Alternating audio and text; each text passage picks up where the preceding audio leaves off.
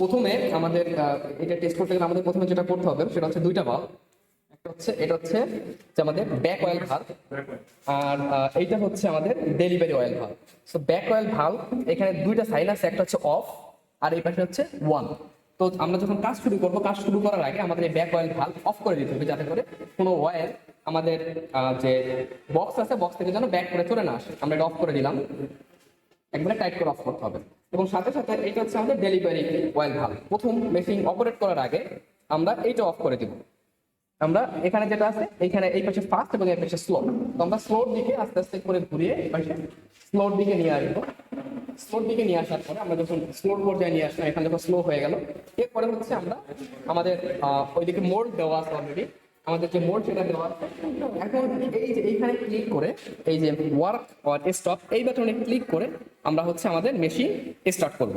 এবং যখন স্টার্ট করব তারপরে আস্তে আস্তে এই যে বাল্বটা আছে এই বাল্বটাকে স্লোলি আমরা ফার্স্টের দিকে নিব, যাতে করে আস্তে আস্তে অয়েল আমাদের মেশিনের ভিতরে প্রবেশ করে এবং এরপর রিলিং শুরু হবে।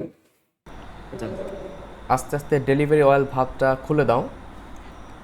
এখানে আমাদের ডেলিভারি অয়েল ভালভটা আস্তে আস্তে খুলে দেওয়া হচ্ছে এবং আমাদের যে মোল্ড আছে 7 দিনের কিউরিং করার পরে আমরা মোল্ডটা টেস্ট করতেছি। আমরা 14 দিন পরে একটা করব, 28 দিন পরে একটা করব। সো আমাদের এইটা হচ্ছে দেখা যাচ্ছে যে আমাদের লোড নেওয়া কিন্তু শুরু হয়ে গেছে। সো আমাদের এখানে যে লোডটা নেবে সেটা হচ্ছে কিলোনিউটন পার মিটারে এবং আস্তে আস্তে ডেলিভারি অয়েল ভালভটা কিন্তু খোলা হচ্ছে।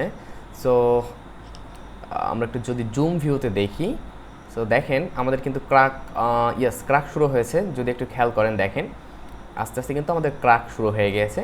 সো আমরা জুম ভিউতে যদি দেখি, আমরা নর্মালি যদি দেখি আমাদের কিন্তু ক্র্যাক শুরু হয়ে গেছে এবং আমরা ক্র্যাক ফলো করতেছি। তো এখানে আমরা দেখলাম যে 124 কিলোনিউটন লোড আসার পরে এর উপরে এটি ক্র্যাক করতেছে। তো এই হচ্ছে আমাদের 7 দিন পরে আমাদের যে মোল্ড ছিল এই মোল্ডের বা আমাদের সিলিন্ডার, এই সিলিন্ডারের যে স্ট্রেংথ সেটা আমরা পেলাম। এরপর আমরা 14 দিন পরে একটা করব। দেখতে পাচ্ছেন যে চারদিকে আমাদের খুব বাজেভাবে ফ্র্যাকচার হয়েছে।